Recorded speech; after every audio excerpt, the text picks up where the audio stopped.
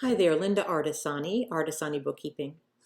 So I wanted to do a short tutorial on how to move vendor lists, customer lists, and your chart of accounts from one company file to another, basically from one QuickBooks Online file to another.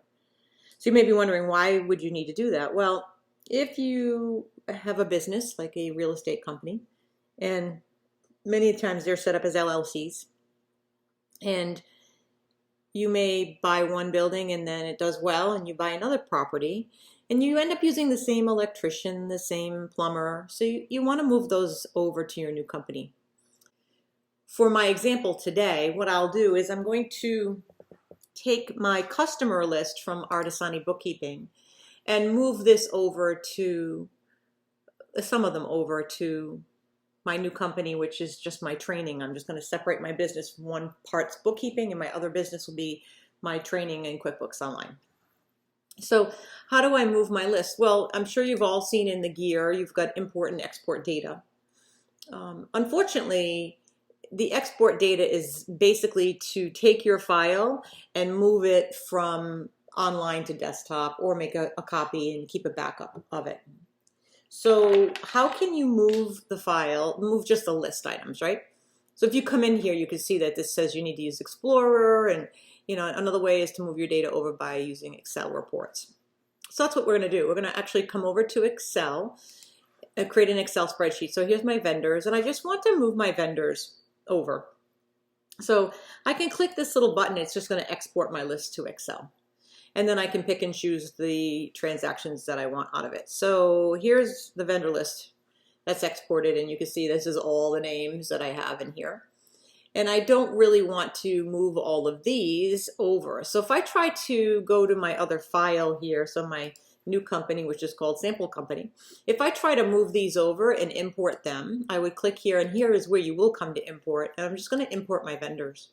If I try to pull from that one file that just exported out of my other file, one would think that that's where I should go. If I go right to this vendor list and try to pull it in, you'll see that I'm going to have trouble because the vendor list itself, the one I just showed you, this one isn't set up the way it should be set up to import. So if I try to bring it in, you can see already it can't see the name, which I can come over here and select vendor.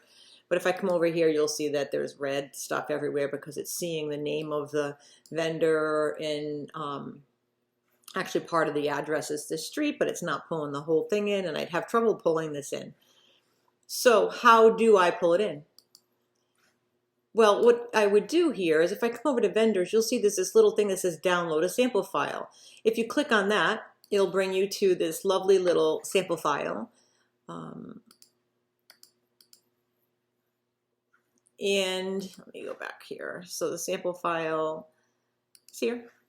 And this is what it would look like in the sample file. I know it's not very big here. Let me view, bring it in here. Well, you can see it's just set up differently, but this is how you want to see it. Name, company, email, phone, all that information you want to pull through. This is also a really fine way if you were starting a new company file completely from scratch.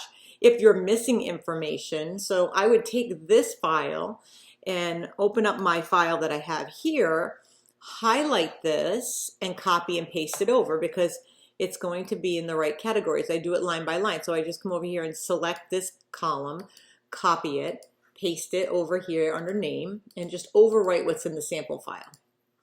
And just keep coming through. Obviously, I'm going to remove anything that's not part of mine. So anything part of that sample file, I'm going to remove and take that out of the file. And then just go back and forth with your data. So you want to make sure that the data is brought over exactly as it is. So I got to bring that over. I got to bring the company over here, and it's the same names. So maybe I want to take the time to fill the emails in and put them in here. Maybe I want to take the time to fill the phone numbers in and put them in here. Maybe I want to take the time to put the streets in and make sure this is all up to date. So when I do go to pull this in, it's going to pull in the file the right way. So once I'm done pre-formulating that and copying and pasting it to the categories that are in that file, I should be done, and my file should pretty much look like this. And you can see my names here, the company names I can obviously copy here and roll down and paste. And make it look like it's supposed to look. And I can fill all this in. Now I'm ready for the file. So I'm going to save this one, close it out. I named it a different name, so I know it's my QuickBooks Online vendor list as opposed to this is the one I downloaded. And here's my sample. So I renamed it. I didn't use the word sample. And then I'm just going to come over here and attach it and then hit next. And now it's seeing all these categories. I didn't fill in emails or phone and everything. If I did, it would be all green check marks. You want to see green. Hit the word next. And you can see here it's having trouble with the street. This is not a street. There's the street. So I want to make sure that I take off in my file. I wasn't exact. So when you see things like that, you want to make sure that you clean it up properly and that it's completely done well here. If you're pulling in a really big list, it'll go on and on and on. So this could be a huge list that I'm copying over. I find it's better to take it in pieces and chunks. That way you can kind of keep controls on it and see where the red boxes are if there's an issue. Sometimes it's hard to find if you're pulling like 500 vendors in. So I would do it maybe chunks of 100 or even a little bit less than that and move it across that way.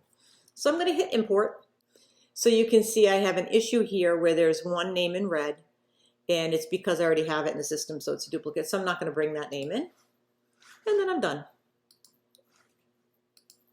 Now I can come back here. So 7 of the 8 vendors imported successfully. 1 did not import because it was a duplicate. And then my names are all in here. So I'm really happy that my names came through. It's really important to do these steps nice and slowly though. You want to make sure that you get your file in properly. You don't want to have duplication, like I've got Florida Department of Revenue to Florida Department of State, Florida Department of State. You know, I can rename this one, so I can just come over since I did duplicate it, and I can come over here and just copy my name and then come back to my list, edit this one, paste my name. I don't want to Florida Department of States. It's going to merge the two. Now I've only got one. So, but it's easier to clean it up as you go along than to clean it up, make a mess and clean it up. Also, a very smart tip that I highly recommend before you import anything in your file, whether it's add an app, which will import data, or do this kind of work, back up your file. I highly recommend it. I use ChronoBooks. Great program. It backs up in the background. It's just a safety net for you to make sure that you don't ruin a QuickBooks Online file. We don't have the ability just to go back to a desktop file and find that backup and restore to a date in the past. So with ChronoBooks, you do have that. So I'll share a link to ChronoBooks in the notes in my blog, but I wanted to at least give you an idea of how to pull these things in. And it's time saver. Lots of steps. Be meticulous about it. It's a time saver. So I hope that's helpful. I know it's a lot of information. I hope it was helpful. I'll step it out in the directions on the blog post as well. Thank you for watching. Bye now.